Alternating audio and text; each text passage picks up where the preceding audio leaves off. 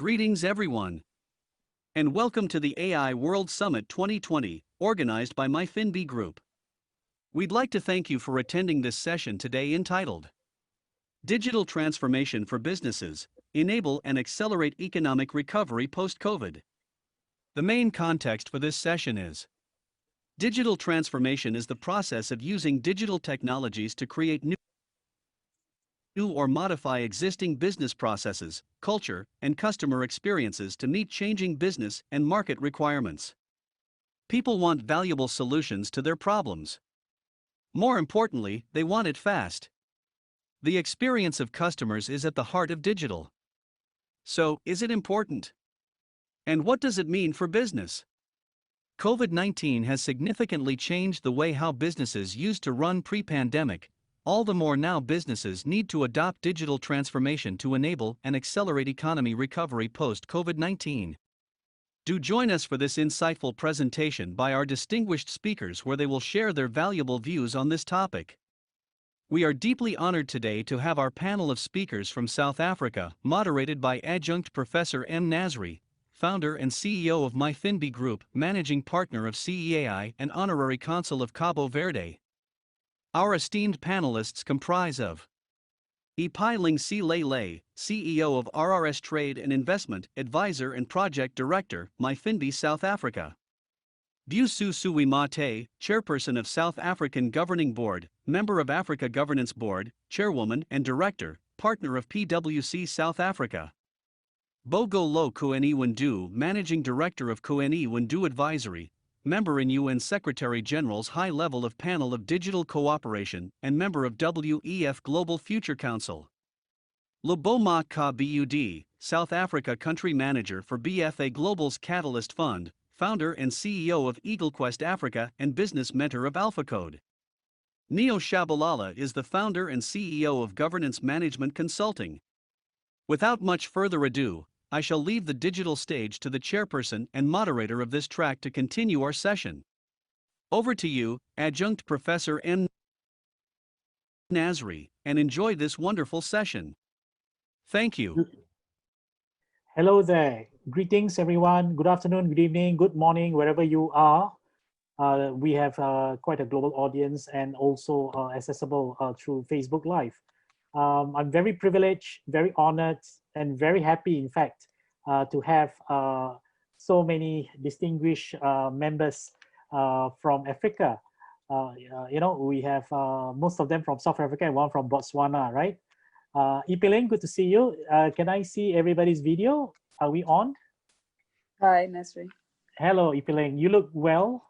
You look good. And there's Neo Shabalala, Libo, Busisiwi, are you there?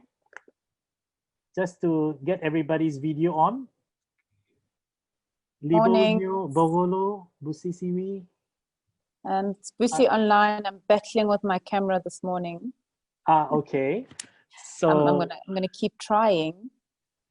No worries, no worries. So we are so happy to have you here. What time is it in your respective countries for the audience to appreciate your presence here?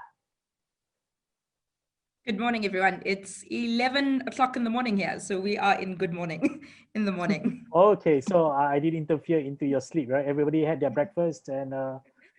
Yes, no worries. We've had our breakfast. Fantastic. So good to have everyone here. Ipiling is my partner for Africa, and I am so impressed at the rate that she puts very dynamic, powerful women together under less than 5 days. And I wonder what kind of spell or charm she puts across, or maybe just pure friendship and pure relationship, right? But in any case, Ipiling, thank you so much for bringing together very dynamic, very highly intelligent, highly qualified women to be part of this AI World Summit. So I would like a favor from you, because you know them so well. I wouldn't want to do any injustice to each and every one of them. But would you be able to have a quick introduction of your friends and your peers and distinguished members of this panel to everyone? Great, Nasri. I think it would be great to let the ladies do that by themselves. So maybe we can, maybe we can say, well, firstly, thank you for having us. and we look forward to sharing great insights.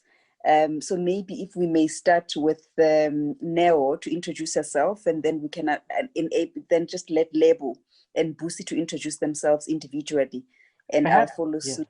Perhaps what you can do, if a suggestion is that you can introduce yourself and what this digital transformation means to you personally, and how do you envisage the future of Africa with artificial intelligence as a form of an overview of your presentation later on, and our discussion, of course. Great. So thank you very much for that. So my name, again, as you've already said, I'm Ipileng Selele, based in South Africa. And by profession, I studied global strategies in emerging economies. And of course, we've got business interests across different sectors in energy, in maritime, of course, technology now, as well as health and logistics. So I think digital transformation is important, Nasri, and I think how we should approach digitization really is that the digital world has, of course, it has a lot of potential to accelerate transformation in businesses, as we all know, but we need to understand exactly what this digitalization is going to do for us to be able to derive benefits from it, I think, as businesses. And I think in some of our businesses, I mean, for instance, data analytics will probably help us to make decisions with lower risks, particularly in our health sector. But I think what's important is we need to actually look at how we structure our businesses to be able to deliver on this. And there are key fundamentals that I'll touch on later on in terms of what I think organizations need to do to position themselves to be able to embrace this transformation, because it starts internally in terms of how we structure to be able to deliver on a big agenda such as this one. And it's going to focus predominantly around the structure of businesses, the people and the processes. So for instance, I mean, some businesses don't have a CIO, whom I think the mandate of a CIO really has to look at the infrastructure of an organization and see how we can future-proof our businesses. And I think also what's important is that it should never be a cut and paste job, because I think when you are looking at how businesses are doing it, McKinsey, they've just conducted a research where they say 9 out of 10 CEOs admit that the way they're structured is not necessarily ideal to be able to embrace this this agenda. So I'll leave it at that, and I've got a lot more to say around this topic. Thank you. Thanks, Ipileng. Who's next? How about Neo? Is Neo there? Yeah, Neo, Yes, are you there? Hi, Neo. Here. Hi, Neo. Good morning and good evening. Good evening from us. Yes, good evening. Yes, my name is Neo Shabalala. I am currently the Chief Executive Officer and a founder of a company called Governance Management Consulting. I founded the company in 2018, so it's been running now for 2 years. In terms of what I've studied a BCom IT and an honors in computer science. So I'm also currently an audit and risk committee member for eThekwini Municipality and Umhlatuze Municipality. Before I started the company, I was with KPMG. When I left KPMG, I was a board member and a director in management consulting. Within KPMG, I held a couple of roles. I was the head of public sector for the KZN business. And I was also responsible for transformation in KZN, which is Durban. So prior to joining KPMG, I was also with Deloitte Consulting. So for the last about 15 years, I have been with the professional services, the Big Fours. So I also, within Deloitte, I was a consultant, and also I was a help desk technician. So in terms of my career, I've basically gone the full swing of IT, starting as a help desk technician, a business analyst, consulting, and until all the way to partner and director. So in terms of digital transformation, what does it mean for me personally? For me personally, I do a lot of work with government.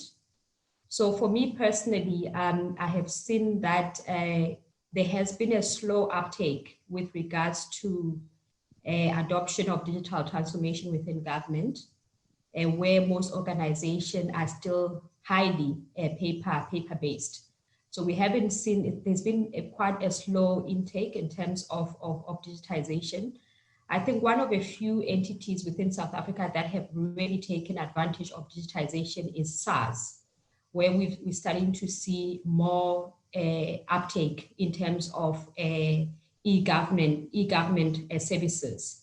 We're starting to hear government talking about the introduction of smart cities, but even that is still very much at initial stages. So for me personally, I just believe that in most organizations, organizations are very quick, to introduce technology and to start talking about digital transformation without actually starting at the start, which is firstly, before you actually start with your digital journey, the first thing that you need to look into is to ensure that you've got a strategy, because the strategy is what gives you the guide and in terms of your digital transformation. And for you to actually be able to measure your return on investment, you have to make sure that you define and formulate that strategy so that you can measure your digital journey. Thank you. Thank you so much, Neo. Next would be Busi. Is it okay for you to give an introduction on how you feel about digital transformation for Africa? It is. Thank you so much for the time. I'm really struggling with my connectivity. But I guess for me, before I get into what digital transformation means, my background, I'm currently the cybersecurity and data privacy leader for PwC Africa, but based mainly in South Africa. So I'm quite passionate about digitization because I believe it brings opportunities and risks to, given my background. I'm also the chairperson of the PwC Governing Board and also a member of the Africa Governance Board. And I'm passionate about helping the youth, especially now, understand what digitization means, what it's going to look like, and what sort of job opportunities are going to be there for them in the future. So what does it really mean for me? It's, I guess, firstly, it's opened a lot of opportunities just from a business perspective, because as companies, especially now during COVID, embark on digital transformation or accelerating their digitization, there's been a lot of risks introduced, especially from a data privacy perspective and from a cybersecurity perspective. So it's literally working the journeys with companies and organizations, as Never mentioned, to say, we've put together a strategy from a digital perspective. How do we actually take this strategy, make sure that from a risk perspective, we understand the data privacy, understand the cybersecurity risks, but equally so, the opportunities that are there for us to actually embrace this and make sure that we remain safe as an organization, as an SME, as a country, as any industry that you operate in would want to consider. And I guess I also agree with Ipeleng saying that we're seeing lots of organizations not having chief information security officer, but now the language is changing. Do you actually have a chief technology officer who can take the technology, who understands security, who understands processes, who understands people, and can literally bring this together to make sure that your digital journey is actually secure and fit for purpose. So quite excited to be sharing this with all of you guys. Thank you. Thank you so much for that. And now we have Label. Is it okay for you to do an introduction and what this topic really means to you? Yes, a pleasure. Good afternoon to everybody, and thank you for having me. So my name is Lebo Mokhabudi, and I am the country manager for BFA Global and Catalyst Fund, which is a global inclusive fintech accelerator, and we offer venture building support as well as grant capital to fintech startups in 5 emerging markets, being Nigeria, South Africa, Kenya, India, and Mexico. And my passion is largely developing an inclusive digital economy in Africa. So my background speaks to that. My professional background is in mobile money, and I've commercialized mobile money solutions throughout emerging markets, from Pakistan to Nepal to Nigeria, Malawi, Nigeria, Tanzania, with Fundamo as well as with Visa. So I was a director at Visa for a couple of years. I've also been a director at MasterCard. And my background is, mobile money as well as mobile payments throughout emerging markets, and then working with fintech startups. So really passionate about entrepreneurs, fintech startups, and really how can we use fintech innovations, right, to develop and drive an inclusive economy. So that's my personal passion. And how do you enable fintech solutions for digital transformation? And I think what I've seen in my career over 15 years is that fintech was largely about P2P, right? Person-to-person transactions and remittances and cross-border remittances, and how do you enable a person to have digital tools? And it's really transformed to become, how do you enable digital solutions for businesses? So it's evolved over time, where now we're looking at digital solutions for businesses, for corporates, as well as small businesses. And with the event of COVID, I think, innovation, digital transformation is no longer something that people look at the side as innovation, but it's really now a core business, right? COVID has created an impetus for digital tools, an impetus for digital payments, and an impetus to really, how can we have fintech solutions drive an economic recovery? And what I'm looking at currently specifically is how to enable small businesses in South Africa, as well as in the rest of the continent, to use digital tools in order to create a digital financial identity, in order to have digital payments, in order to access stock, in order to access credit, which is largely the problems that they have, right? How do we leverage digital tools to help them thrive, but most of all, help them recover and then thrive? And throughout my journey, I've also worked with regulators across the African continent, because you have to work with regulators in order to create an enabling environment for fintech solutions to really thrive. And I'll stop there for now. Thank you so much. Well said. How about Bogolo? Are you around? We are so fortunate if you can join, because I think she's in between meetings.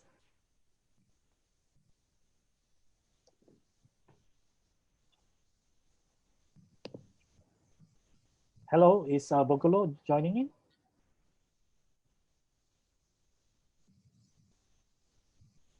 Okay, I think she's not able to join at the moment. I was informed that she'll be joining later on. So that's great. So we are now going to commence the actual discussion. Listening to all your credentials, your experience and expertise just gives me goosebumps, about what's going to happen for Africa if everybody thinks like that. And essentially, I am of the belief that we are going through very, very interesting times, yeah. And AI itself has a very important message to it. There's a purpose to it. Ipeling talks about structure, people, and purpose. As some of you mentioned about the tripartite connection between strategy, risk, and data, and how innovation becomes part of the core business of a company. And map it against the economy, industry, policymakers, SMEs, banks, corporations. It becomes a very, very complex exercise. And for that, we need, your thinking, your thought processes, your vision, as well as pragmatic actions for this to happen. Because AI is important for the first time. Let me contextualize it. Traditionally, human capabilities that are being undertaken can be inexpensive and at scale. It can be applied to every sector to enable new possibilities and efficiencies. And this is why we want to hear from you what this means for Africa. Because you think about it, right? When you have this innovation and AI as the central theme of it, there will be people who are beneficiaries or people who are recipients of that technology, okay? And then there are also people who get left out, okay, from being included in this digital inclusivity, hence they are called digital divide, or what World Economic Forum calls it, the digital refugees, right?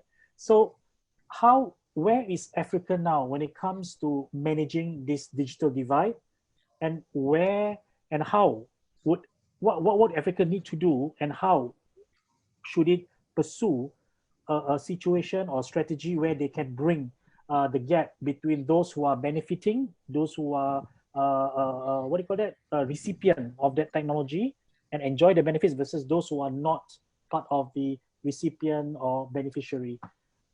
Maybe who would like to comment on this as a start? Let me see. Maybe I could ask Neo, your thoughts on this? Hi, yeah. I mean, we have a big challenge when it comes to the digital divide, especially so in Africa, because we've got a situation where we've got South Africa is still very rural. You know, I'm talking now from where I am currently in Durban, which is in KZN. We've got our community that is still extremely rural, and the infrastructure that is still, we don't have the right infrastructure on the ground to enable digital transformation. So what happens is there's always also a disconnect, as I mentioned earlier, because for me, I'm really passionate about the fact that before you embark on any journey, you have to have some direction. So you're finding a situation where, yes, we do understand that there is a need for digital transformation. There is a need to bring services to the people. There is a need to ensure that people get services timely and efficiently. We do understand that from a government perspective, as I mentioned, that a lot of the work that I do is with government. So we do understand that government is under a lot of pressure to bring the services close to the people. The problem is we talk about this year in, year out, but there is no clear strategy in terms of how government will achieve the digital transformation. So that's why I believe that the first step is to define your strategy, is to make sure that everyone understands, the people on the ground understand the building blocks in terms of the rollout of digital transformation. Because we've got a country that is still very rural, we've got the infrastructure that is not up to scratch. So until such time that we focus on the building blocks, we will keep spending money on technology, but it doesn't actually yield the results or the benefits that is intended for. So for my view is, yes, there is that divide. The people that are actually the recipient of the technology are not getting it because of the fact that we have to take baby steps. We have to make sure that we have the building blocks addressed first before we can start thinking big. I believe in taking small steps towards the bigger picture. And that's what digital transformation is really about. It's about understanding and putting together the building foundations first before you go big. Yes. So that's my view, Nasri. Thank you so much, Neo. And this is actually part of the SDG goal under, let me see, digital goal in terms of industry, innovation, and infrastructure. So when you talk about digital divide, you are actually identifying rural Africa versus modern Africa, for lack of a better terminology on this. And I'm sure the government is aware of this digital divide. And I'm sure they have been approached with a lot of people with strategies, a lot of people with vision, dynamic people like you coming to them and explaining to them. So may I ask, what would be the challenges that government face when it comes to accepting such good vision, such good strategies, and how to bring them closer towards having this SDG goal number 9, industry, innovation, and infrastructure, the building blocks that you talk about. What do you think, Neo, on this one? Just a little bit more before we move on to Busi. Yeah? That's a very good question. I wish I had an answer because, as you say, I mean, we talk about this all the time. We go and approach government with all these good ideas. And for me, again, it talks to the alignment. You know, the goals are there, they've been defined. And so how do we actually get government to actually start moving on this agenda. I do believe that there is money because, you know, on a yearly basis, they sit and look at budget and they do the allocation of budget accordingly. For me, I guess it's, and everyone does understand, you know, that there needs to be some investment made in technology, you know. But the problem is it's been really slow, you know. People have been talking to government, people come up with ideas on a daily basis. So for me, it is really mind-blowing that we still, even today, not making the progress that we want to see.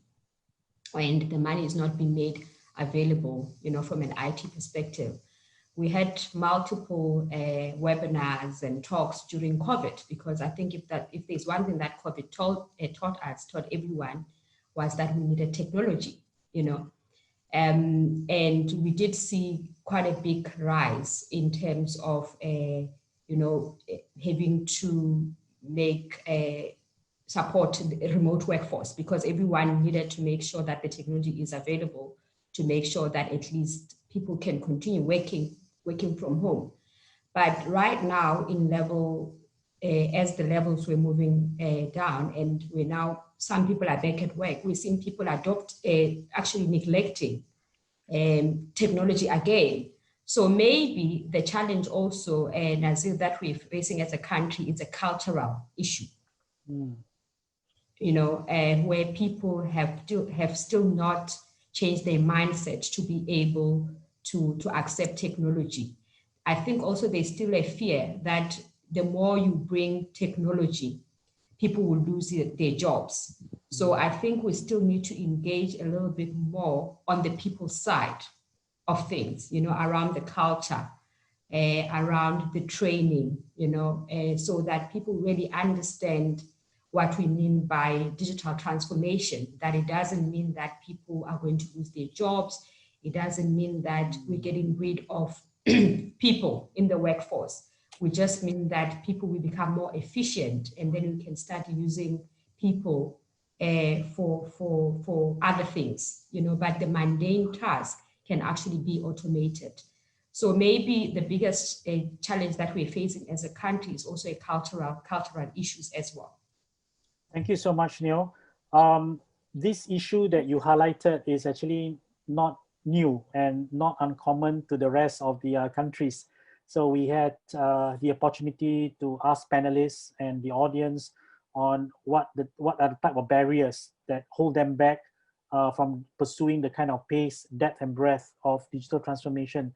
I'll hold you there for a bit, but let me ask Busi, right? Am I pronouncing it correctly? Now, call me Busi. Busi, all right, Busi. Yes, easier. Neo mentioned about cultural, okay? And I pose this question to many other countries from developing and emerging markets, yeah? Would the resistance to adopting digital transformation, right?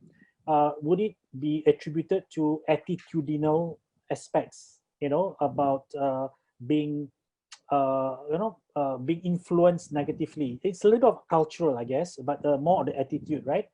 Rather than just call it cultural, I would blend it together with attitudes.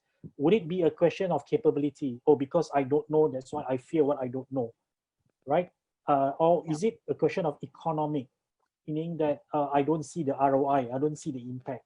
When it comes to Africa, which of these 3 or 4 categories that you heard would be the most possible or plausible reason for inhibiting or preventing people from pursuing digital transformation? Okay, and thanks, Nazri. But maybe before I answer your question, I think there was the question that you posed to Noah about, I mean, there's been so many talks and discussions with the government. There's been so many discussions all across. And I actually sit back and I wonder, you know, I think, especially from an African context, it's not about what the government is going to bring to the people. It's what sort of regulatory requirements or legislations are the government introducing so that businesses can partner with the government to actually accelerate digital transformation. So I sit back and I think about the number of regulatory regulations that are probably available in the rest of the world, that we, from an Africa context, like your cyber security bill, your cyber crimes bill, your data privacy legislations, that we as a continent are still lacking behind. And I wonder if those legislations would be promulgated and become effective, how would that then enable businesses to then accelerate the digital transformation, or form partnership with the government to ensure that not just from a organizational perspective, a business perspective, but also from a country perspective, we also achieving this digital transformation to make things easier. Because as Neo mentioned earlier, it has been proven.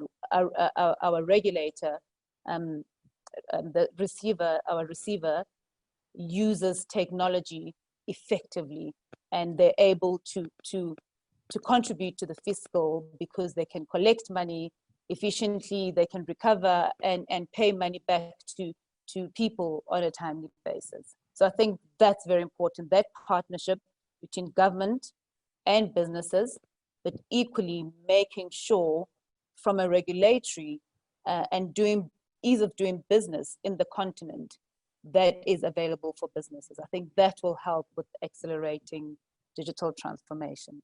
But maybe going into your question around, is it cultural? Is it attitude? Is it economy that's really impacting this? My view is that it's probably lack of understanding what the return on investment would look like. Secondly, if you don't understand the return on investment, you're unlikely to invest because you don't know whether you're going to bring any return on that investment that you're making.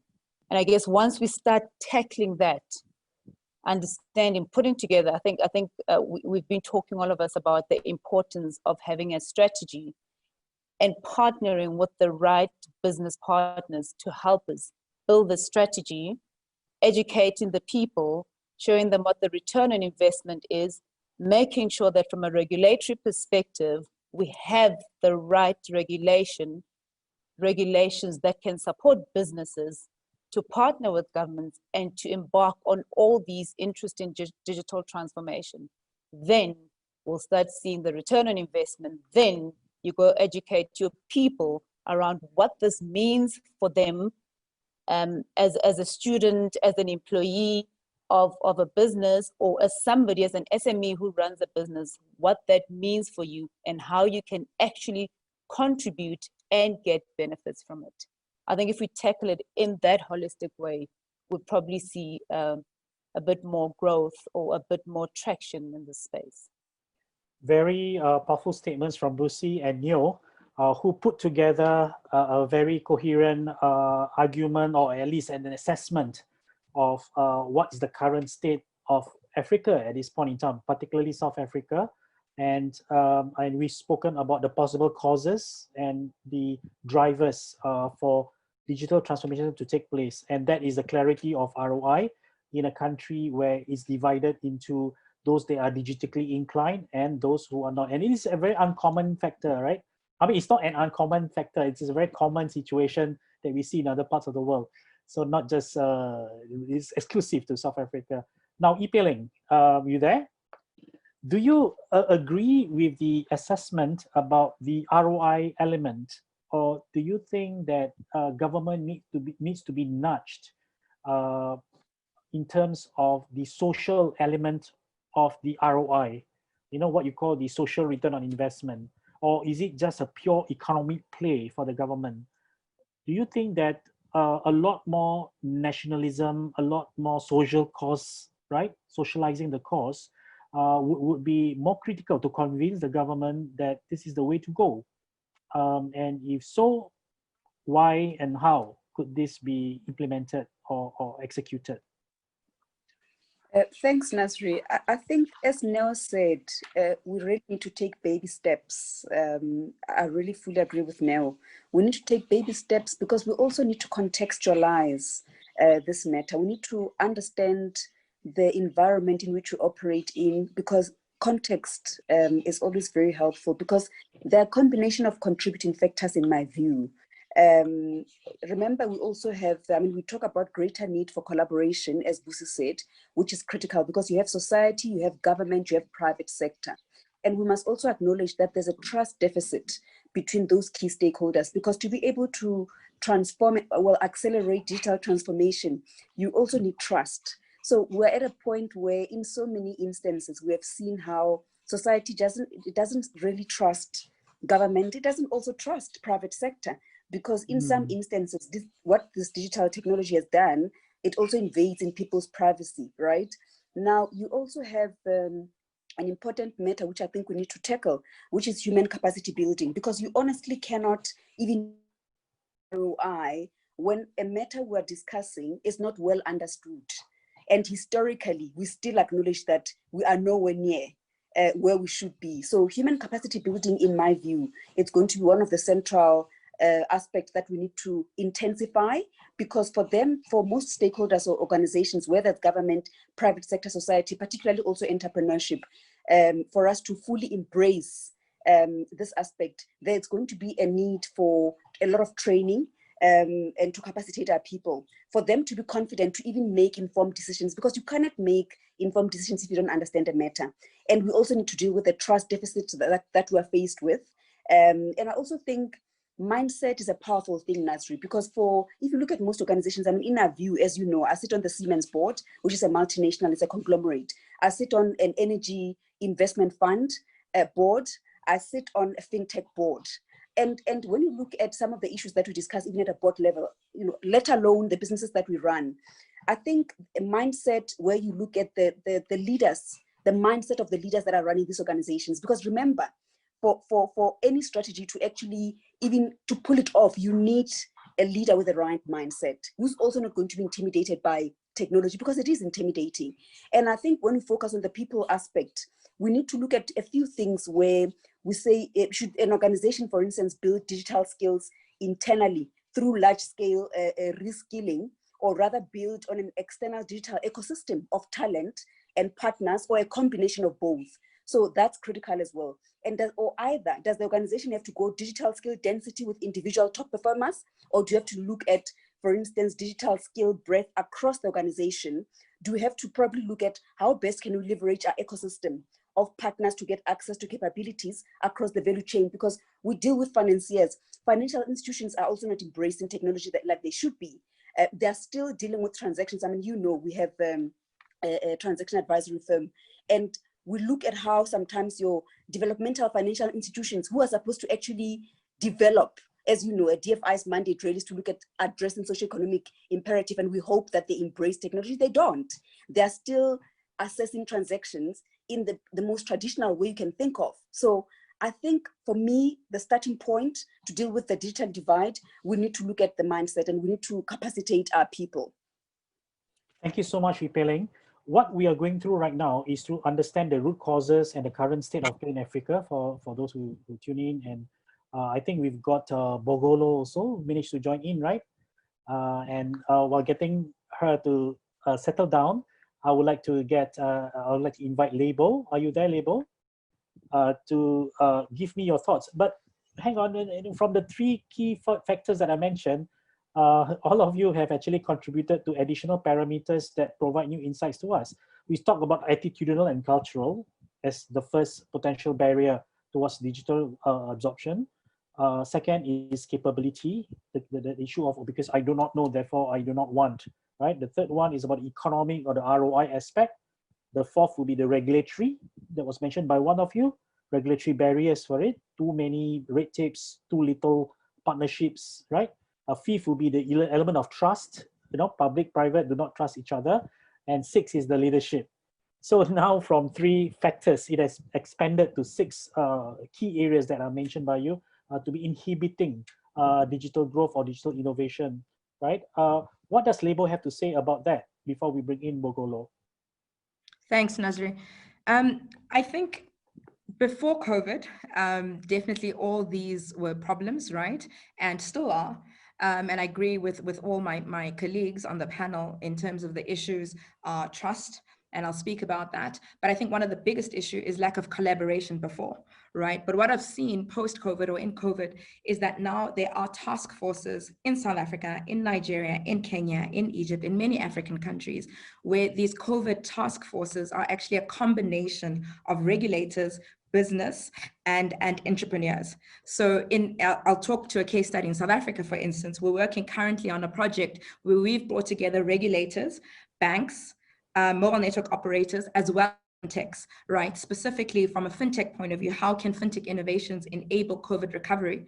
And in South Africa, we have an intergovernmental working group that is led by the South African Reserve Bank, which is actually a combination of different regulators, a combination of the National Treasury, the National Credit Regulator, the Competition Commission, Consumer Protection Regulator as well. So that's a combination of different regulators as a starting point, because even regulators don't speak amongst themselves, right, historically. So that's the first step, bringing together regulators in terms of we need solutions, right, that almost cover the whole country. And we need enabling solutions and collaboration between regulators as one step. Then the next step, we need collaboration between different stakeholders that affect digital solutions. And those different stakeholders, one is a financial institution, right? Another, and a financial institution from the point of licensing, from a point of access to capital, and a point of scale, right? Because largely when it comes to financial solutions or access to capital,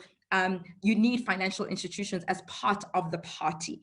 And then another is technology, right? You need technology and technology players to be part of that conversation, because one of the speakers spoke about the challenge in South Africa and many countries is data is too expensive, right? So you need MNOs and telcos to be part of the conversation. How are we reducing the cost of data? How are we enabling access to data for everybody, right? To reduce that digital divide. How are we leveraging mobile technology, right? To enable all people to have access to digital transformation. Right now with COVID, yes, we're all on Zoom, right? But if you don't have a laptop or access to data, you don't have access to Zoom, meaning you are not being productive, right? How do we in the telco as part of that conversation to enable infrastructure costs to be reduced, but access to infrastructure? And how do we use this mobile phone that is in the hands of every person, right? But how do we leverage that mobile phone in order to enable people to access information, access the right resources, access the right services, right, that are relevant for them, that they can consume, but also looking at small businesses. So as part of this, we had small businesses and entrepreneurs as part of these conversations to say, fintechs and entrepreneurs, you are developing solutions, right? For instance, access to lending. There are a lot of fintechs that have enabled access to lending for either consumers or small businesses, but they access, a small market, right? They have 1,000 or 5,000 consumers, a small market, and really they may have the right solution because entrepreneurs really go down to the ground. They understand the consumer pain points. They interact with the consumer on a more regular basis than large corporates, and they continuously reiterate the product that is relevant for the consumer. They also have built solutions that are relevant for small businesses, and they continuously reiterate the product that is relevant for the small businesses. But as part of this conversation with the small business, to say, what is the barrier for you to scale across the market, across the country? What is the barrier for you to access more than 1,000 consumers and really enable all 15 million South Africans to access your services, as an example, right? And have that conversation with the regulator in the room, with the infrastructure player in the room, with the bank in the room, because historically, all these conversations happen in silos and people complain, in different shapes and forms by themselves, but really bringing together all these relevant players and stakeholders together to say, we need recovery. We need economic recovery for small businesses, for consumers, and for big business. How can big business, small business, regulators play together and collaborate to enable recovery for the country? Because right now we have to work together to ensure recovery. And in those conversations, we realize that regulators also are required capacity building. We realize that sometimes regulators actually are unaware of what are the solutions and innovations that are on the ground. number one. We realize that capacity building of regulators is actually imperative. We need to capacity build the regulators in terms of what are the innovations on the ground, what is the value of the innovation, and also to almost make them more comfortable, right? Because sometimes when things are unknown or uncertain, that's where they then place more barriers, right? But almost creating that capacity building and really enabling to understand the value of these innovations. But another, let's honestly have conversations about open banking, about sharing of data. Ipi Leng spoke about trust, right? And how do we almost reduce or increase trust? How do we reduce those barriers and increase trust? Trust, firstly, from a mindset point of view, but also trust from a data point of view, right? How do we enable data sharing? How do we enable people to open up the technology? How do we enable interoperability, right? If systems are not connected, just as a small example, if systems are not connected and there's no interoperability between different players, you cannot have access to different data points. You have to have value chains actually, and people opening up their APIs, people opening up their technologies, systems connecting together. We have to have more interoperability and really having that seamless value chain to really then attack digital transformation properly. Operating in silos will not work, right? But we also have to, engage with the Competition Commission to say, how do we enable data sharing and open banking while still facilitating competition, right? And have those conversations honestly, and that's what we're doing at the moment. And that's what most of the African countries are actually doing. They're starting to have those conversations together, not in silos, and starting to talk about open banking, but also consumer protection. Another element is, yes, open the data, but also you need to protect the consumer. You need to protect the small business, right? Let's have, one of the speakers, I think Neo mentioned, the other issue is security, right? And data privacy. But then let's look at that. How do we enable data protection and consumer protection and SME protection whilst the big impetus of digital solutions and digital innovation, is increasing? Because as we all know, as innovation increases, as digital transformation and digital solutions increase, there's also an increase of fraud, also an increase of challenges, right? So we also, have to look at security controls, have to look at the data protection. We have to look at all things, the double-edged sword, right? At the same time, but together. The point I'm making is that we have to, all these stakeholders have to start working together and not in silos. The corporates, the small businesses, the innovators, the regulators have to start working together to really have digital transformation for countries, right? And even within the countries, yes, have digital transformation in South Africa and Nigeria and different countries, but even as a continent, let's start working together. So I mentioned the intergovernmental working group before, and now we're working on solutions where we're bringing together these stakeholders in the different African countries. Let's learn from each other, because also different African countries are different maturity levels. They have different systems on the ground. They have different issues on the ground. Let's start learning from each other and start working together, because also if we don't, with cross-border solutions and cross-border remittances, a person develops a cross-border solution in Uganda and then they enter South Africa. But if the regulators don't speak together, they'll just block them, which is also not productive. Instead of blocking, and because that cross-border remittance may be what the consumers on the ground need, because it's a more cost-effective way to receive or send money, and that's what the consumers and your consumers need, right? Let's find ways to work together in the different countries for a better Africa and a more digital and inclusive Africa. Wow, astounding remark, very provoking, very potentially controversial, but yet impactful. Libo, I got to ask a little bit more question, right? When you talk about forming this strategic relationship, not working in silo, who should take the leadership? Because leadership was mentioned as a factor in the earlier discussions, right, amongst the panelists here.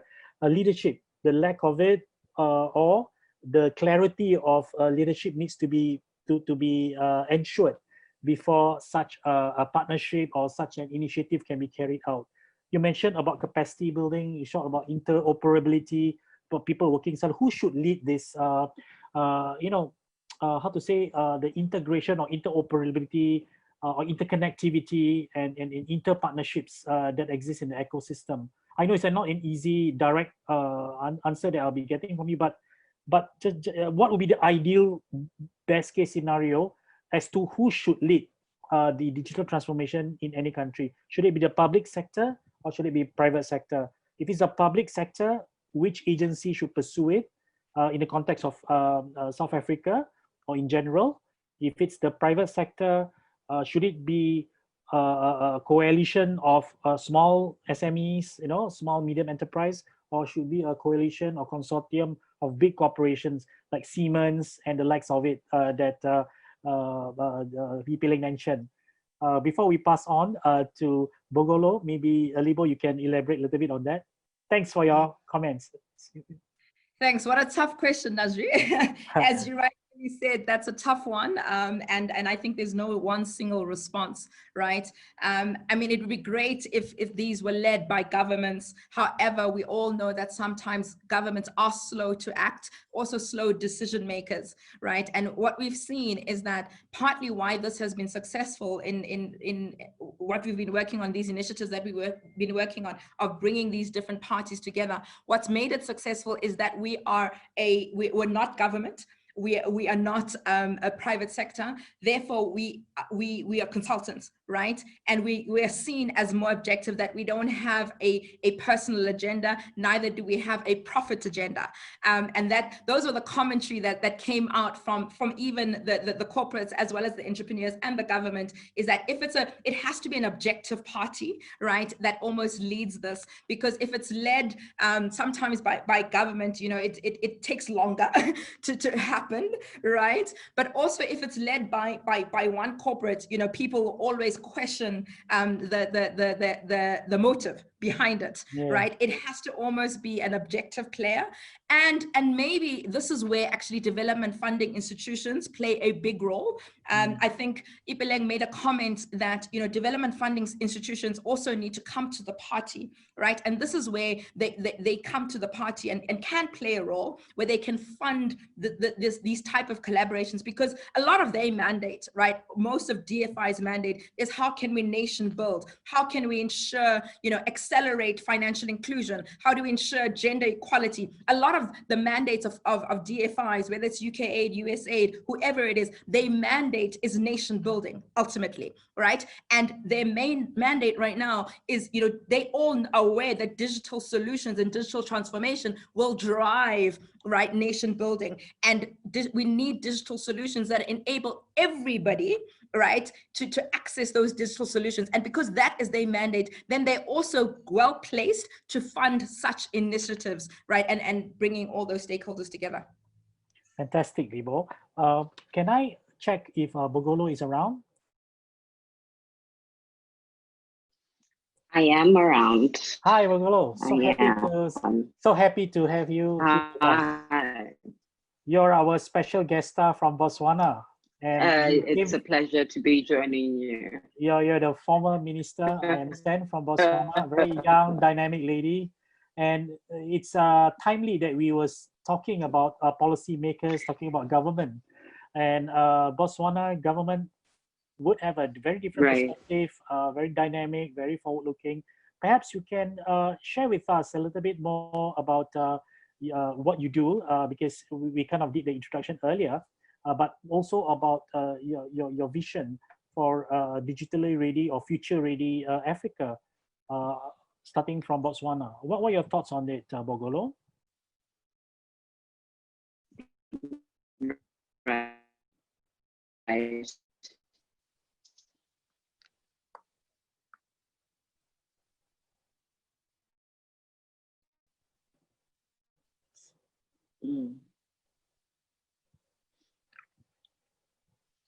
All right, so first, my name is Bogolo Ginowendo, and I currently run Ginowendo Advisory, a consultancy company. I was the Minister of Investment, Trade and Industry in Botswana till the end of last year, for the UN Secretary General, amongst others. But what I want to focus on is that high-level panel authored this work, very about it. I remember when we, all the negotiations broke down because the position of the Africa group was that we are not introducing any new issues unless we deal with the traditional issues of agriculture, of subsidies to agriculture, and how we're going to support African economies. So that's what we call the Doha round.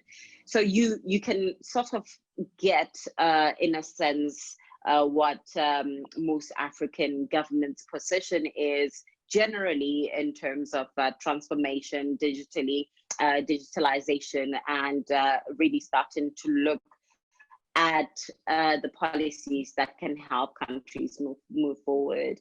And one of the issues that we've dealt with over the years is actually that, okay, you want to introduce a new topic, but what about the older priorities? You want digitalization to be a priority, but what about the other older priorities of providing water, utilities, infrastructure, water, power, providing roads, providing hospitals, and so forth? Are you now arguing, it would be said quite often, are you now arguing that digitalization should be more important than all those other long-standing priorities? And while we had to deal with those challenges quite often, I think, knock on wood, I don't want to say it was necessarily a blessing, but we're seeing that COVID has actually provided us with a much bigger opportunity to really reinforce the conversations that we've been having in the past couple of years of saying, you see now, actually investing in ICT infrastructure is as important as investing in the utilities infrastructure. You have power, you provide internet, your doctors, your nurses, wherever they are able to provide the service. I mean, many countries' education system was brought to a halt, and they tried to introduce virtual learning. You can only have virtual learning if you have ICT infrastructure. And all the recommendations that we had put forward last year were now all of a sudden being thrust into the limelight, and countries being forced, if I may use that word, to really start considering digitalization and the efficient delivery of government services to the public. And we're seeing some of these changes, not only within the government, but also in our multilateral spaces. Even at the AU, they are now talking about this much more actively, trying to figure how we can redistribute the resources towards digitalization, as well as recognizing that there are other infrastructure needs that have been long-standing. So like it was just said, it has become so important that even in our conversations around ODA, so the development assistance, that we then also talk about funding infrastructure of ICT.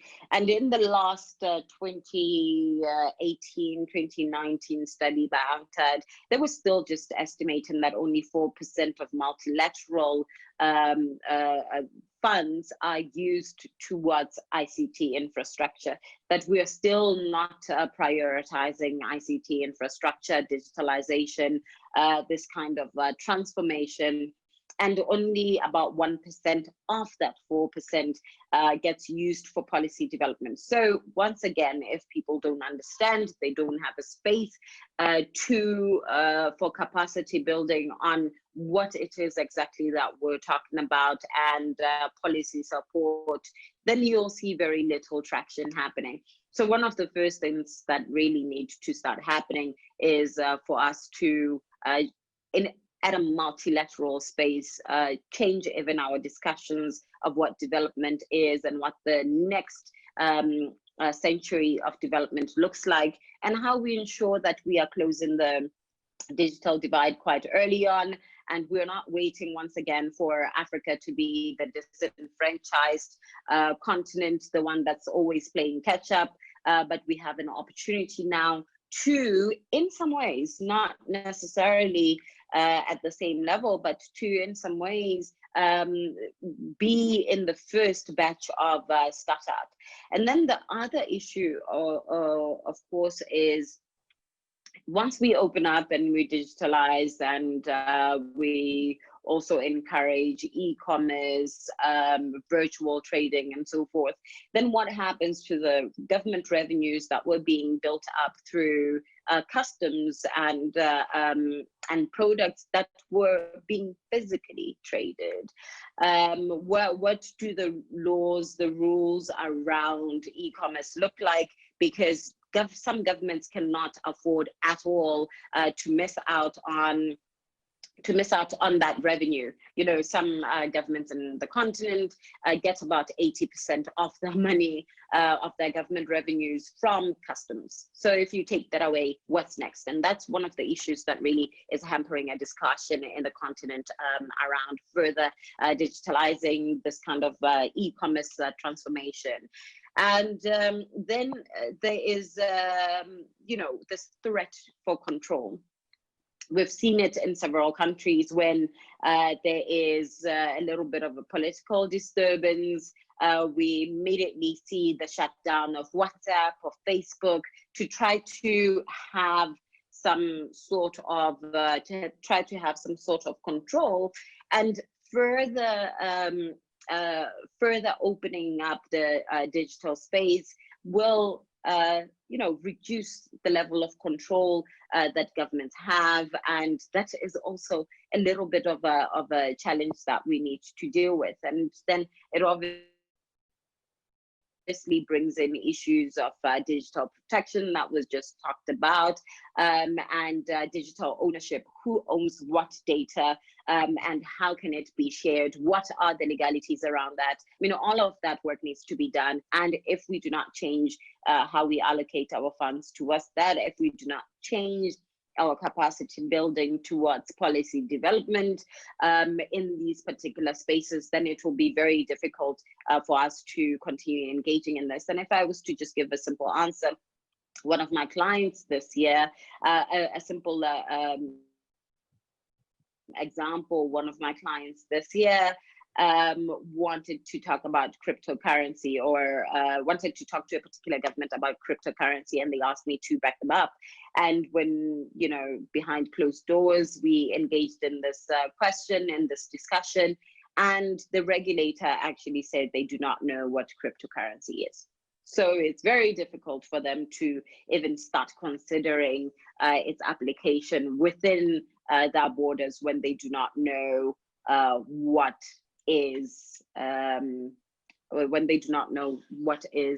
cryptocurrency. And this is just an example. There are many other examples that we've dealt with in the past couple of years.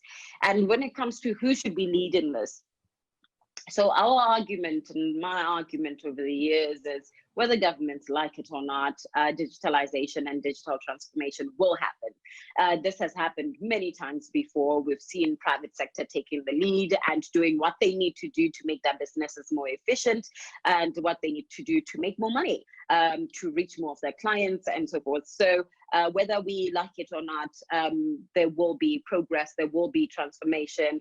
So what's important is that governments partner with the private sector partner with governments, development partners partner with governments, just to ensure that we are all in the same wavelength. You know, we understand the issues the same way, and when we regulate it, it's not to create further bottlenecks, but to ensure that there's an ease of transformation that benefits all. And once again, for African countries, what's very important is to work towards reducing that digital gap. I'll stop here for now. Thanks. Thank you so much, Rogolo. Very, very brilliant answers, and from yourself and the rest of the panelists. And guess what? All your inputs that you shared here, which are extremely valuable, will be curated, right? Will be curated and will be institutionalized into a publication, so that we can quote you, we can credit you, we can share your articulation, your vision for the future of Africa. So not only we transcribe it in text, but we will certainly run it through each one of you, and we can edit it further if you need. and putting more statistics and more perspectives so that the policymakers, the stakeholders in the ecosystem will be able to benefit from your intellectual inputs as well as your pragmatic solutions. Now, we're going now to the second round of the discussion, where I understand that there's a certain specialty that each of you have, right? For example, Busi will be looking at cybersecurity and risk. Label will be on fintech, Ipeling on entrepreneurship and SMMEs.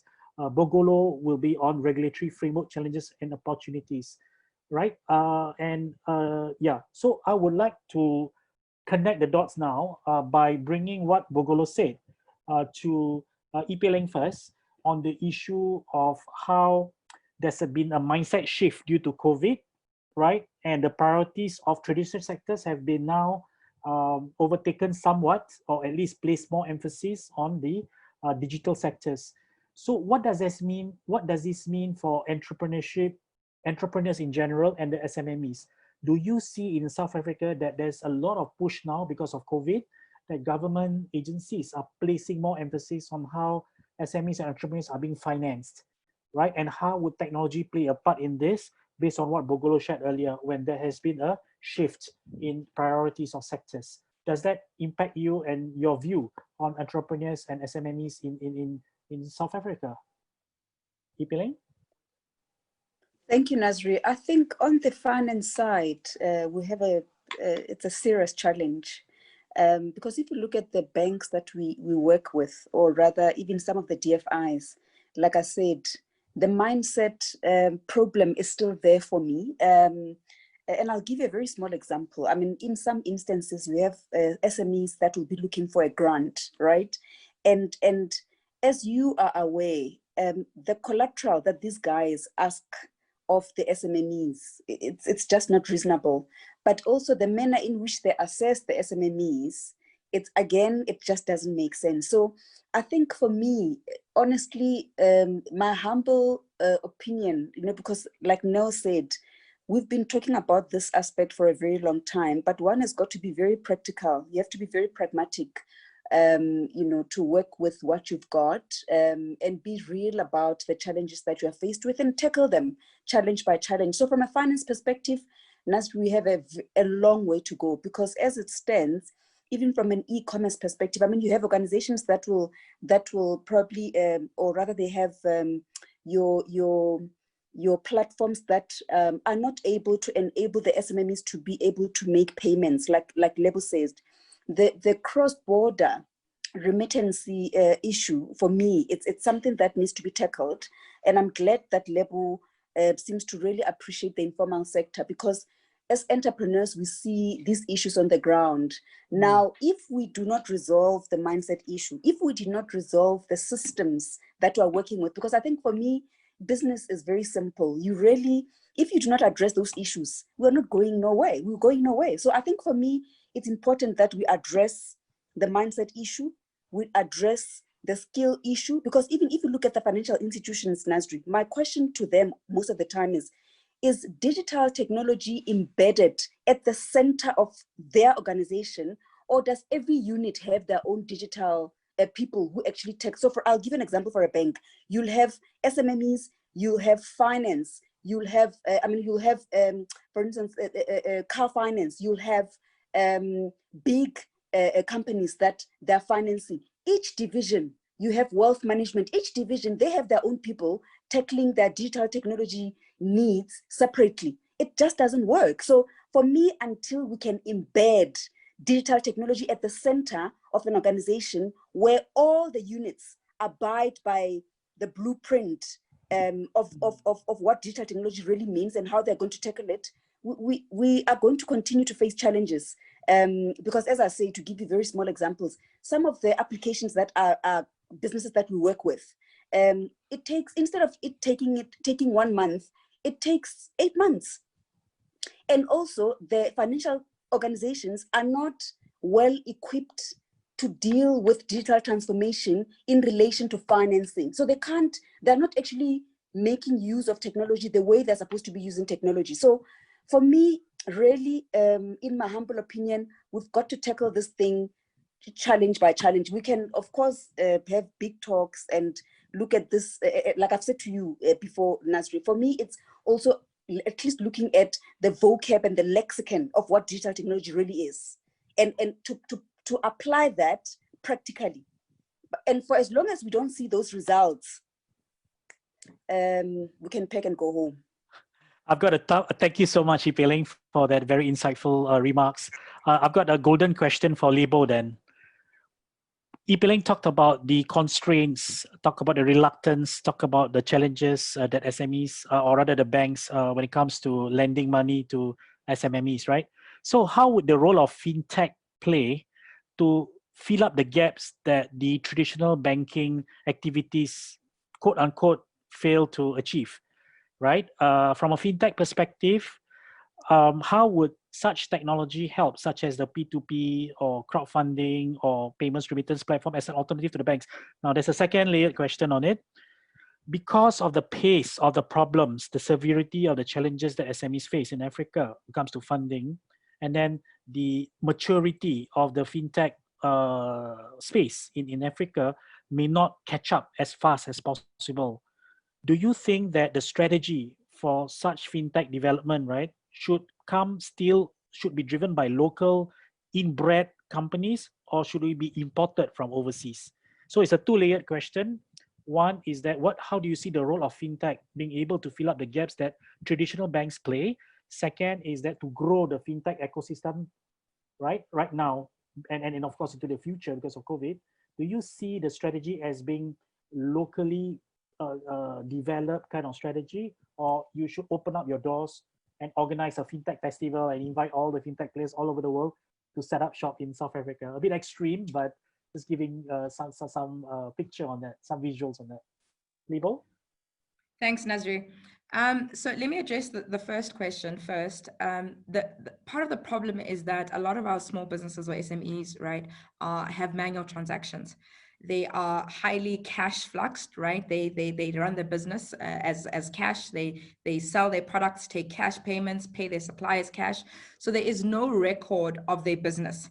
If you had to ask them what's their transaction history or how long have they been in business, there is no evidence of their business. There's no evidence of their transaction history. There's no evidence of their relationships with suppliers. They don't have relationships with suppliers that are digital at all. That's part of the problem. And generally, financial institutions require financial statements, which small businesses do not have, require an evidence of trading, an evidence of customers, and evidence of income, right? Which small businesses do not have across the continent.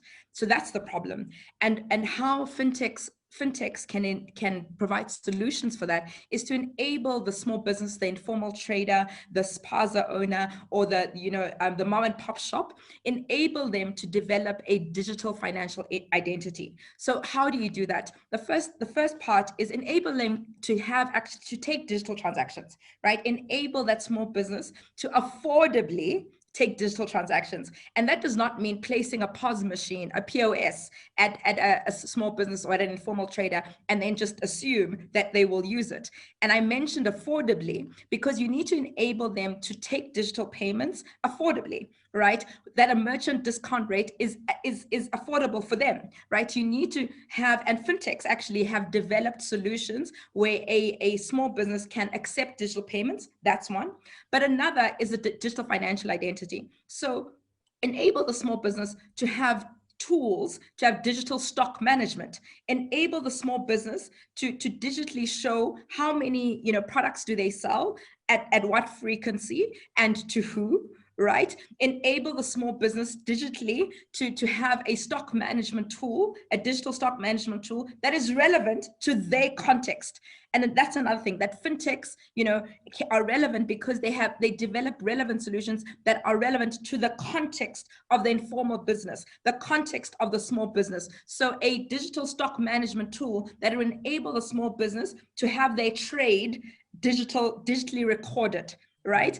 And then another part is their suppliers. You need to enable that small business to be digitally connected to their suppliers, right? Enable them to purchase their stock or their goods from their supplier digitally.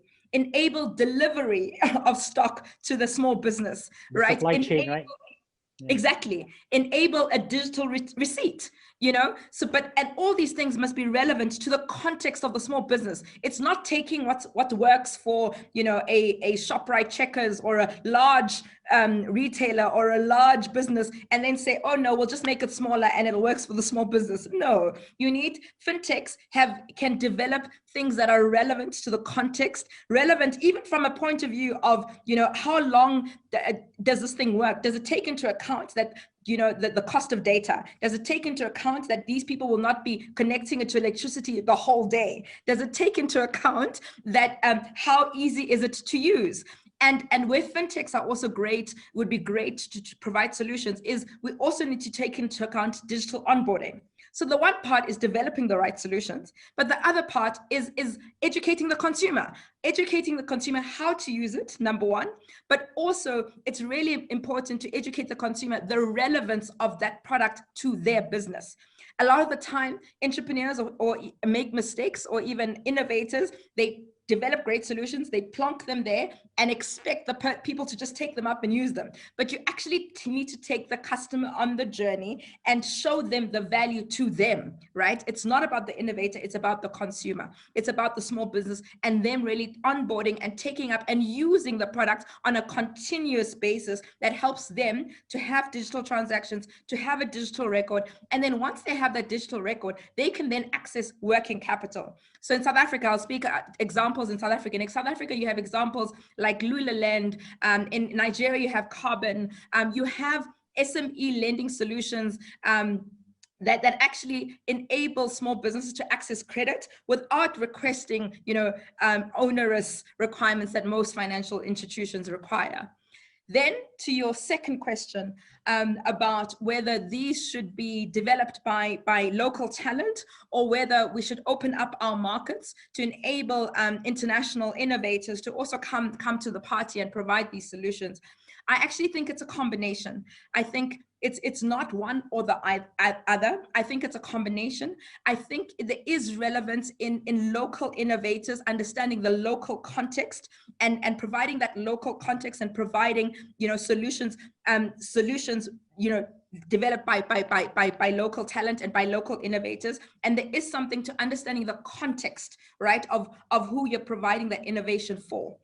International innovators or international entrepreneurs or, you know, international business can come in, right, with solutions, you know, from Singapore or solutions from Indonesia or solutions, because in other markets, there are other markets, right, that have developed solutions for small businesses and have done it well. I mean, China is a great example where they've developed solutions for small businesses quite well and enabled small business to access lending quite quickly. For instance, accessing credit, you know, the decision-making happens in a couple of minutes using artificial intelligence, right? So there are solutions that have been developed in a lot of Asian markets, you know, where they use AI to increase the decision-making, and also they leverage the data that a small business has. For instance, scraping mobile transactions, scraping, you know, mobile data, scraping different data points to create an alternative data scoring card, an alternative scorecard rather, right? So you used alternative data, develop an alternative credit scoring scorecard in order to enable that small business to access credit, right? So we can import those solutions, but it has to be a combination between the international players and the local players. I think it's not one or the other. I think that both parties need to work together in order to ensure that actually these solutions are consumed by the small businesses in African markets. Excellent. What's the proportion do you think that Africa needs right now when it comes to advising policymakers on how to open up sandbox arrangements or PPP or foreign versus local, you know, exchange program? How do you advise policymakers on that? Is it based on quota, or is it based on merit, or is it based on competencies? How would you be more explicit about that as a basis of determining the proportion of it? Another tough question, Nasri. Sorry, we just cannot stop asking you some of these questions to all of you, actually. I've got more questions, but I'll leave it to Libo on that one. Or rather, so I don't know if the answer on Busi, yeah. I don't know if the answer is quotas, specifically in terms of 60, 60%, 40%. I don't know if the answer is quota. I think the answer is dependent on the context of a specific country. So the one could be talent. Do we have the talent on the ground, fintech talent or AI talent, right? And as we all know, in emerging markets, there is a lack of data scientists, number one. There is a lack of skills that understand artificial intelligence, but not even understand, have used it, because it's new, right? In most African markets, artificial intelligence or the use of data for alternative scoring, as an example, is new, right? So because it's new, I think there is value in importing that skills, importing that experience, importing that knowledge, right? So I think the one part could be talent in terms of, and that's the conversations we have with regulators, that how do we work together to import the talent, but also when you're importing the talent, a transfer of knowledge is also critical, right? Because it can't be forever where, the talent comes from abroad and solutions are implemented on the ground and that runs for another 30 years. There has to be a transfer of knowledge whilst you're doing that. That's why my previous response, that it's a collaboration between international players as well as local talent, as well as local players. So I think the one thing is talent. There is a lack of talent. And how do we ensure that capacity building or that knowledge transfer of that talent? Another one is capital. The other reality that we have in Africa is that access to capital for innovations is really difficult, right? The other reality, there is more access to venture capital as well as more access to capital in international markets. So how do we leverage or access that international capital to ensure that innovations in Africa are actually invested in?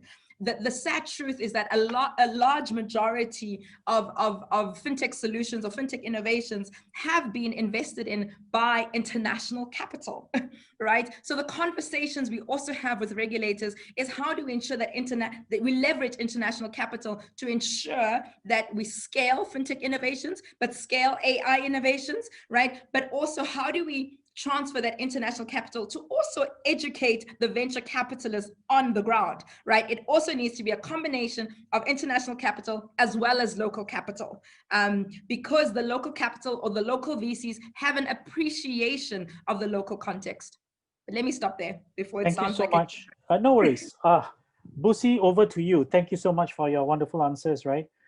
We talk about trust, okay, in this relationship between SMEs and banks, SMEs and AI technologists. We talk about trust, about data transfer, data exchange, data sharing, right? How could cybersecurity measures and risk management solutions help to ring fence some of the risks, specifically on the SME financing, going through the non-traditional route, i.e. through the fintech platforms? What sort of standards, if no standards, then what sort of measures or strategies that need to be considered when it comes to protecting the funders, the fund seekers and the fund providers? Over to you, Busi. Okay, thank Nazri, but maybe before I even start answering that question, I think when we come to the discussion around trust, I think what's important is that SMMEs need to be invited to the table at an earlier stage. I mean, if I look at the number of legislations, I mean, in the last 20 minutes, the Cyber Crimes Bill has been signed into effect in South Africa. So as we stand, when this conversation started, we didn't have a Cyber Crimes Bill. Now we have a Cyber Crimes Bill. If you go read the requirements, the onerous requirements it puts on businesses, it is actually scary. But then, I mean, I've been interacting with some SMMEs and they're saying, but were we even considered when this legislation was being put in place? Because for us, if I'm going to be a digital player, like Lebo was saying, if I'm going to start using digital transformation to offer my services, to interact with customers, to interact with the banks, to deliver my services as an ecosystem, what does it mean for me? Because now it's putting an onerous requirement for me from a reporting perspective, from what sort of controls I should be thinking about. And I think that's where it becomes important to say, maybe to create that trust, it's important to have the SMMEs also in the room, because I definitely agree that digitization is being embraced more by SMMEs as they are going to the core and delivering to the people, majority of the people within the African continent.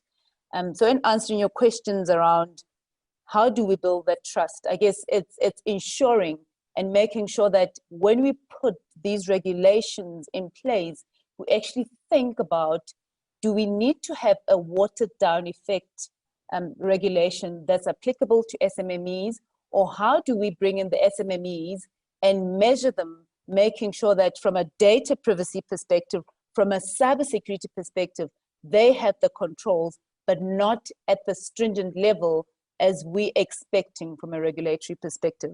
So I think it's the importance of bringing them on board at an earlier stage and making sure that when they adopt, when you talk about cybersecurity, when you talk about data privacy, when you look at some of the frameworks that are in place, they are demanding of what an organization needs to do.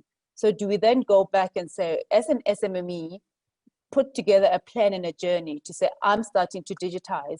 When I get to this level, this is the sort of controls I need to have in place. The first most important thing would be to make sure that I am protecting the data of the people that I'm trading with. And I think, how do you also interoperate? How do we make sure that the security controls I'm putting in place, while I'm also using data points from other service providers to make sure I remain relevant in the market, are actually still protected? Then take a journey to say, from a cybersecurity perspective, this is the framework I'm thinking of adopting. This is the journey I'm going to take. From a data privacy perspective, there's data legislation that's new in South Africa. There's data legislation that's growing across the continent. How do we then say, for SMMEs, the minimum that you need to protect from a cybersecurity and data privacy is this.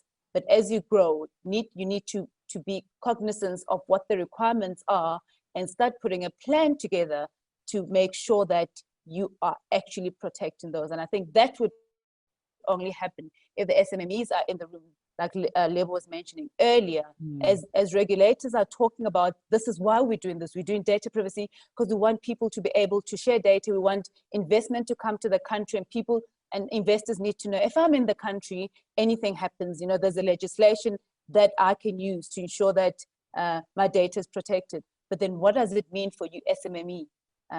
So if they're in the room earlier and are part of those conversations in shaping how the regulation looks like, I think we'll really see that trust element growing, and people then starting to embrace digitization, knowing that from a regulatory perspective and from doing business perspective, I'm going to be covered and I can take this journey and grow to be a big organization. Very fantastic point. I mean, it is really, really critical, and I'm glad that you shared that, Busi. Now, I see a very clear connection, much better now, between what Ipeleng's points are together with Lebo's points, right? So to address the issue of lack of confidence in the SMEs' ability to run businesses because they did not digitize, everything is so manual. Lebo talked about, and of course, Ipeleng talked about the traditional role of banking could be potentially replaced with an alternate form of financing through the fintech route, right? But Lebo also mentioned, but before you get to that, the SMEs must actually digitize their operations. The supply chain right now is done all very manual, so all is not recorded. At the same time, it's end to end, right? From the time that you're trying to manage their supply chain, their data, customer data, leading to payments and collection, leading to excess of capital. So yet the issue of trust may still linger. If the SMEs start to digitize their operations, opening up to the public, opening up to stakeholders, opening up to the financiers, or public in the sense that if it's a P2P funding, right, you have to open it up. Then the issue of trust becomes very critical for the SMEs. Should I trust that my data, should I trust this platform whereby my data is being processed, so to speak? And then, of course, Busi mentioned about data legislation, the cybercrime bill. That is such an important development. I'm curious, before we bring in Bogolo and Neo, right, on the issue of governance and a regulatory framework on this aspect. I want to ask Busi, right? How effective do you think this data legislation has been? This cyber crime bill is all about. I mean, how long has it been implemented? Have people been prosecuted before? Have this been tested to the max? You know, are we seeing any arrest or any results, improvements when it comes to cybercrime? Before we move on to the governance part and the regulatory framework, what are your thoughts, Busi? Thanks, Nazir. It's good that my camera is not on, because I literally just smiled as you asked that question. So maybe let me start with the data privacy legislation from a South African perspective, and maybe across the continent. It's still in its early stages, so the effective date is only on 1 July 2021, where companies would require to be fully compliant. And you ask whether, you know, there's been any prosecution. Are we seeing anything? I guess one thing I can say, it's definitely that we've seen the regulator being very vocal about the number of, being very vocal around the incidents that have taken place, especially in South Africa, around the data breaches that we've experienced, because they have more than doubled or tripled since COVID started. So the regulator is being very, very vocal around what's happening. But I guess on the flip side, they don't have budget, like we're talking about capital. You know, they're still a very small team. They don't have capital. So as soon as it becomes effective on 1 July 2021, the question around is will they even have teeth to bite? Will they have enough resources that can go to companies that are having breaches and starting to investigate those? And just from a cyber crimes bill, this is fairly new. It was a cyber crimes bill and cyber security bill, which was split into two. So the cyber security is still in the process of being approved. The cyber crimes bill has been approved today, and that actually, it requires law enforcement to actually understand and know exactly what cybercrime is and what we're going to do as a country. If there's a cyber breach, how do we get the other law enforcement? How do we work together? And what the companies, especially telecommunications and financial services, what their roles are going to be in those. So from a regulatory perspective around cybersecurity and privacy, we're still at a very early stages. But I believe, I think we will see a lot of action happening in the market, especially around this, because as the more I speak to the regulator, the more I understand that we want to use this bill or these legislation as a tool to show the rest of the globe that you can come invest in our countries. We do have regulations that can help you deal with any data leak or any cyber crimes if it was to happen in our country. Thank you so much for that extension of your answers, Busi. Now, let me throw the question to Neo on the issue of governance, right? Do you see a similar set of governance being applied to the lenders, to the fund seekers, to the operators, as well as to the, the suppliers, to the transaction that Label was mentioning earlier in the supply chain, right? Including leading to finance. Do you think that a more consistently applied policy or governance policy will be more effective, or a very customized set of governance need to be applied to each of these players in the supply chain? And why is that so?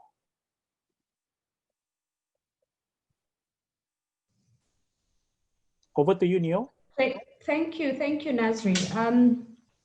You know, the issue of governance, I guess, you know, there's always a policy, you know, that has to be defined. I think a few of the panelists spoke about relevance and context, you know. So, and to what Busi was talking about, you know, the policies are made, governance is there. We know that governance is important because it's a guideline and it provides the rules of engagement, you know.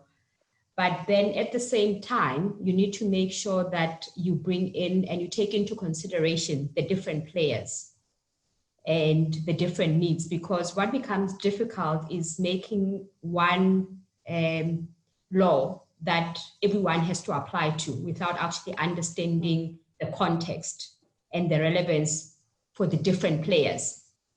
So I guess my answer is yes, we do need a rule, a rule book that we all need to comply to. In government, we do have, from a supply chain perspective, we do have, if you're operating in local government, we do have Municipal Finance Act. If you're operating in provincial or state-owned entities, we do have a Public Finance Management Act, PFMA. And then we also have Treasury as a regulator, around how the issues of supply chain management, and if you're operating in government, you have to comply, if you don't comply, you always have irregular expenditure and so forth. Ipileng spoke about the issues and that, for example, SMMEs have to comply to. They have to go through a whole lot of red tape. There's a lot of requirements that SMMEs have to meet. Nebu also spoke about the fact that you need to, as an MME, you need to show that you've got a track record, around having operated for a period of time. Otherwise, you don't get funding. So how do we ensure that we've got these rules that everyone needs to comply with from a governance perspective, but also making them relevant so that they don't hinder, SMMEs from operating, they don't hinder the whole chain of supply chain to be effective, because some of these rules are actually inhibiting SMMEs and are inhibiting certain players in the supply chain process from operating and from becoming efficient. I know it's an impossibility, from a government perspective, to ask certain rules to be changed to ensure that people can operate.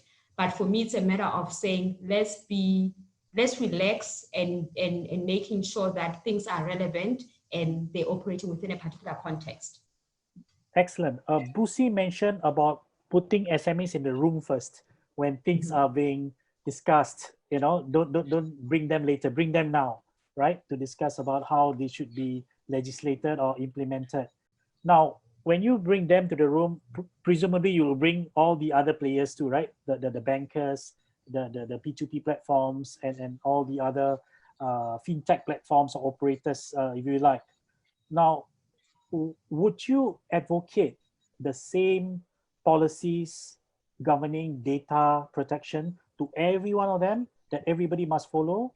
Or should there be less stringent or more protective measures for the data providers, like the SMMEs, when it comes to seeking funding? Because on one hand, Labor talks about wanting to digitize all their confidential data, right? Transactional, strategic, financial, all these needs to be digitized. So I'm the business owner. I will try to trust you into the platform by sending you all my data, right? Then Busi said, okay, you know what, Nazri, get down to the discussion with the policymakers, regulators, whatnot, and be part of the discussion. So my question to you, assuming that you play the role of a policy maker, right? Would you institute the same, measures or restrictive measures about, because I'm the data provider, are you going to protect me? Are you going to govern me, right? How would you apply it to me versus how would you apply it to the platform provider, the banks, and the suppliers as part of the supply chain, right? So I just want to know your reasoning and your ideas for Africa to think about, because I'm the SME, are you going to protect me or are you going to legislate me, right? And how are you going to make sure that my data that I pump into the supply chain so that I can get more funding, it be protected? So what are your thoughts on that, Neo? Nazri, you asked very difficult questions, but I guess we're trying to come up with solutions. There's no right or wrong. I hope you know that. Yes. I just want ideas from you so that it becomes a vision for policymakers to hear you out. Yeah. Okay.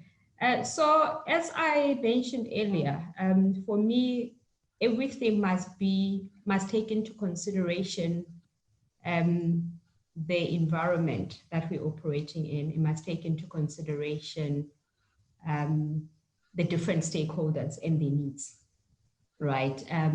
So we, my philosophy in life, it's about understanding of the operating environment, understanding the different stakeholders. Hence, I always say in everything that we do, we need to start with defining the plan, which is a strategy.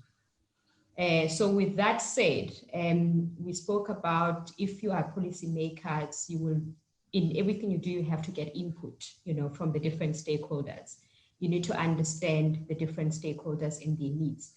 So in terms of the applicability now of laws and rules and regulations, again, those should also take into consideration the different stakeholders and the applicability. And because at the end of the day, we need to ensure that people can thrive and SMEs can also grow, in their businesses. But at the same time, yes, there should be rules of engagement. There should be certain stakeholders that are protected in the value chain. So my belief is that there is no, you can't apply one rule for everyone. If you talk about, for example, SMME funding, for example, a lot of SMMEs struggle to get funding from, for example, from the commercial banks. Hence, we've got DFIs, and the DFI's role in South Africa is to ensure that they provide access to SMMEs. But then you still find a situation where even with DFIs, you still have stringent rules that even SMMEs themselves cannot meet those rules. So hence I'm saying, understand the environment that the SMEs or the stakeholders are operating in to make sure that you become flexible. But of course, you're still maintaining and you're still protecting, the recipients, of the service that is being provided. So that would be my contribution, Nazir. Fantastic. No one rule for everyone, right? That is the simple key message, and taking into account the context, the strategy, and the risks, that are being exposed by each party. Now, Bologo, I saved the best for last. Do you agree with what Neo said, and what would be the kind of regulatory framework that would be necessary to protect SMEs who share data in a supply chain process when we digitize their data in a supply chain system, right? For purpose of getting funding by either the traditional banks or even by fintech platforms. What are your thoughts in it? Thank you very much. So I think just beyond what Noah said, all the ladies gave a very good look at what needs to happen in the regulatory system. And for SMEs, but generally for digital transformation. Personally, I am anti-heavy regulation. I believe that the regulation that we should be working on is really protection of consumers, and then to put in place, protection of consumers, and to make it clear what is criminal, what isn't. And then the rest, just allow businesses to do business. And I believe that in this time, really, it's learning by doing. Like I said earlier, we need for businesses to collaborate with governments to ensure that the regulation that is being drafted at this particular moment is something that meets their needs. And there is some good direction that's happening at this particular moment, looking at the money laundering directive, looking at like the electronic identification that's ongoing around the world. FATF is also doing some work there. I know Botswana is being looked at. So what is looked at here for financial SMEs or the financial sector generally is to ask for transparency. Who's doing what, who owns what, and ensuring that there is responsibility to the digital customer for their onboarding, but also for the delivery of those financial services as have been promised. And I think that is really the direction that we're taking, and anything beyond that really needs a collaborative effort. What I want to also highlight is, you asked this earlier on should fintech be about an indigenous population, like South Africans should focus in South Africa, or there should be a big open call to the rest of the world? We have very good innovations happening in the continent, and the problem is capital and our access to capital. You know, I've seen so many examples of a product that is being developed by Africans, understanding the needs of that particular market and going over and above what is needed in a deck, and them flatly losing capital to someone who's based outside of the continent, barely understands the needs of the market, but are so well positioned to access capital. And I think we need to talk about that. We need to create regulation that allows capital to feel safe in the continent, but also that allows capital flow. For some countries in the continent, they do not allow directors of say of private equity to be resident outside of the country.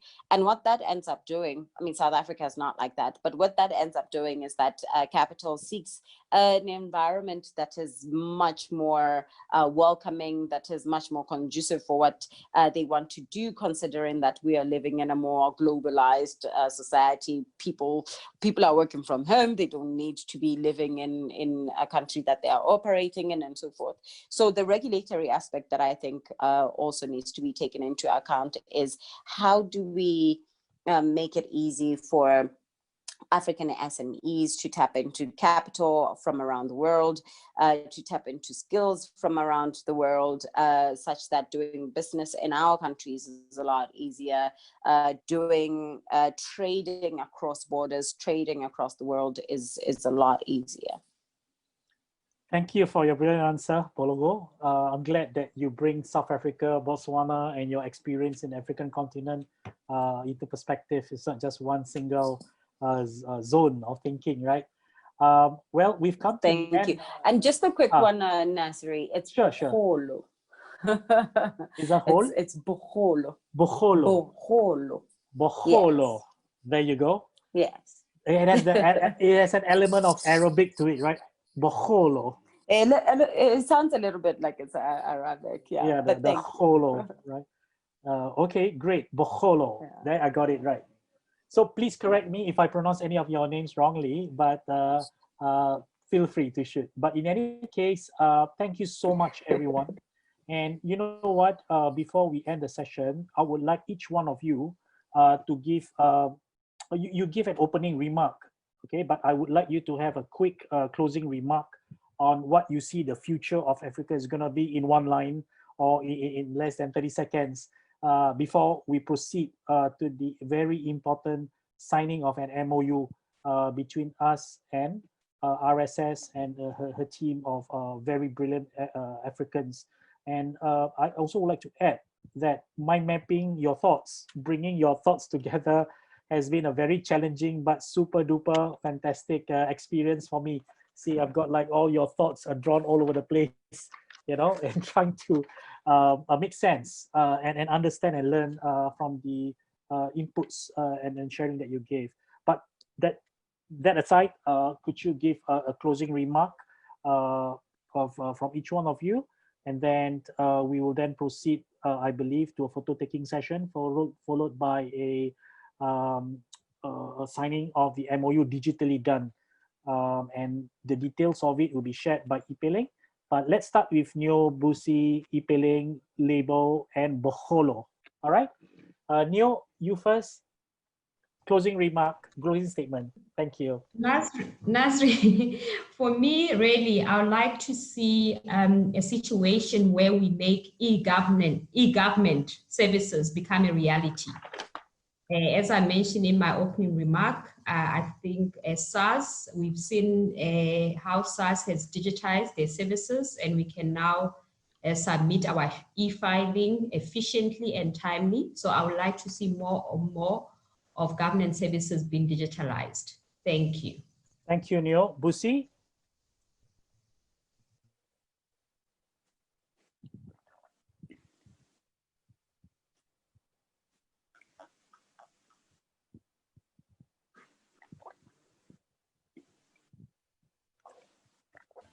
Hi, Miss Busi, you're on mute. Hi, Busi. Can you unmute your microphone so that we can all hear your lovely voice?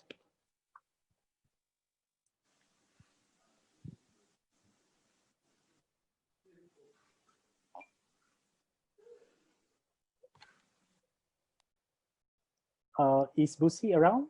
If not, Yes, she's inside. yeah, I know. Maybe Ipeling, you say first, and then we'll go back to Busi when she's around.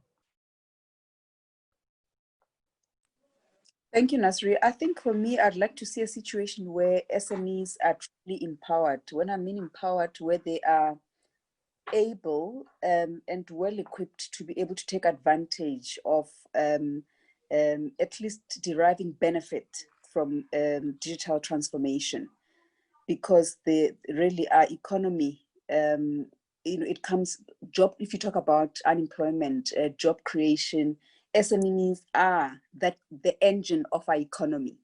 So I think for me, I'd like to see, us having many Jack Ma's, if you look at his journey, but at least they must be well equipped and educated. So human capacity building is critical, I think, in my view, for Africa's future.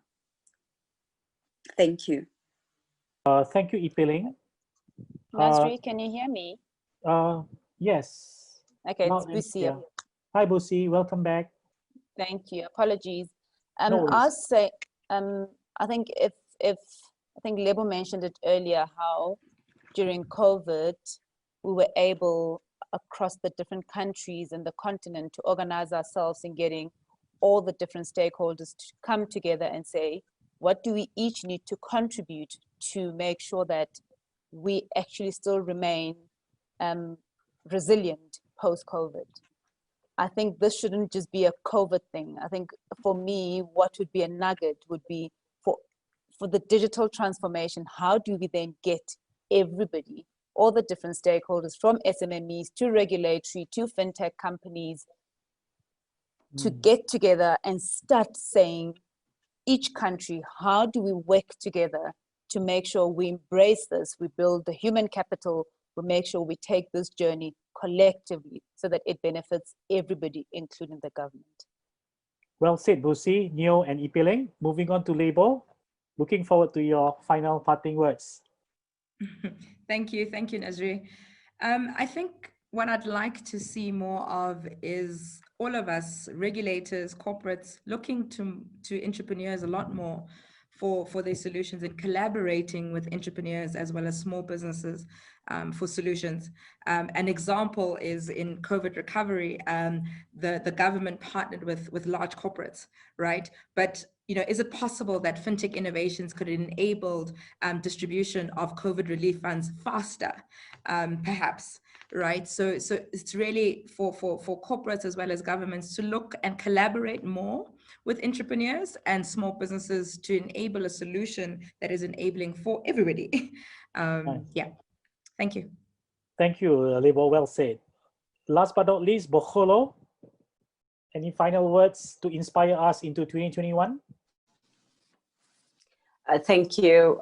Mine is just to say Africa is the next growth frontier, and all that are listening should start to consider their expansions into the continent, their transformations in the continent if you're already here, and ensure that, you know, we're all leading digital transformation. If we don't, as private sector, as government, the world will move on without us, and we need to ensure that we lead or we be disrupted.